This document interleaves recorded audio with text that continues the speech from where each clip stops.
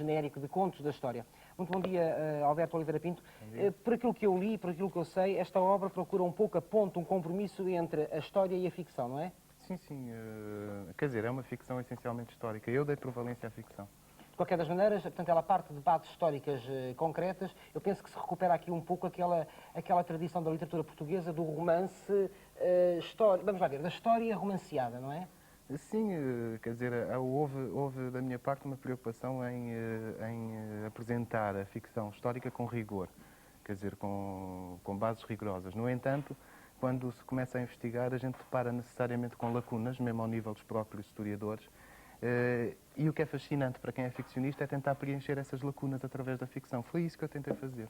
Não acha que é uma boa maneira de cativar um público mais jovem, mesmo para a própria história? Eu lembro-me que quando aprendi história, a história era uma história desapaixonada, tinha gente, mas a gente não amava, não sofria. E agora esta é uma história diferente, com gente que sofre, que ama. Eu acho que sim, eu acho que é sempre interessante cativar os jovens, aliás toda a gente em geral, mas em particular neste caso os jovens, através da ficção. Da ficção no sentido, quanto a mim sempre, no sentido de despertar algum interesse, despertar as atenções. Portanto, o leitor ler um capítulo e estar à espera do que vai acontecer no próximo. Podemos dizer que este é um livro para pais e filhos? Eu acho que eu acho que a literatura em geral é acessível a qualquer idade. No entanto, eu, neste caso concreto deste livro, eu tive a preocupação de fazer uma coisa que não é muito vulgar em termos ou não é muito usual em termos de literatura juvenil. Ou seja, escrever uma história de gerações. Poderia ser um romance contado de outra forma, portanto não está tão apertado em 60 páginas. Portanto, para os pais seria interessante realmente um livro maior.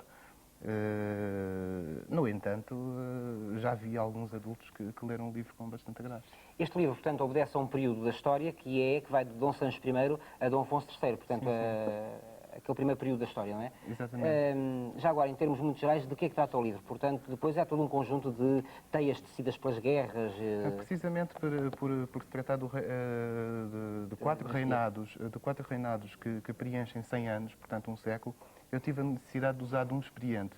Portanto, para não usar o expediente clássico do objeto que atravessa diversas gerações, como por exemplo poderia ser uma espada ou qualquer outro tipo de objeto, eu contei exatamente a história de uma família. Portanto, aquilo que é utilizado geralmente na literatura dita adulta, como nos 100 anos de solidão, ou no Tempo e o Vento, de Érico Veríssimo, ou nos livros da Pearl Buck, da famosa trilogia. Estes livros que me fascinaram quando eu era adolescente, e não vejo porque é que os adolescentes não são de fascinar com uma história de uma família, aliás, duas famílias que são uma só. Portanto, é uma família verídica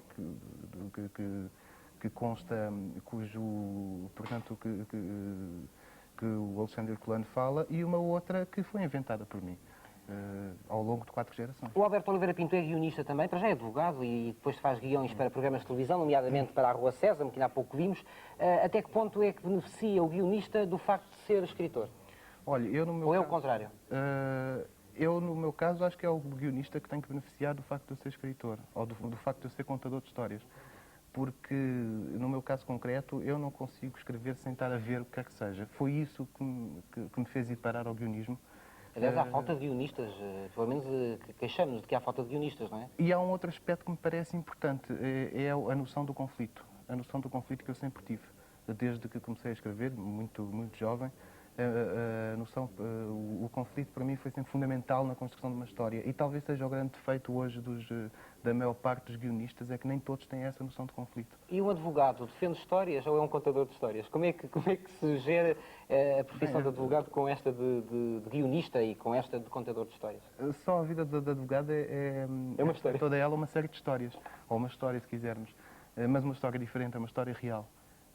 E a minha preocupação como ficcionista é sempre aquilo que não é real. Acho que o ficcionista é o especialista da fronteira entre a realidade e o que não é realidade, ou a realidade real e a realidade fictícia. E podemos pressentir neste tipo de obras uma paixão pela história? Ou pelas histórias? Eu tenho mais uma paixão pelas histórias, com o H pequeno, do que pela história. Embora goste muito de tratar temas históricos, mas repito, sempre utilizando aquilo que chamo mentira com conhecimento de causa. Portanto, sempre colmatando as lacunas dos historiadores.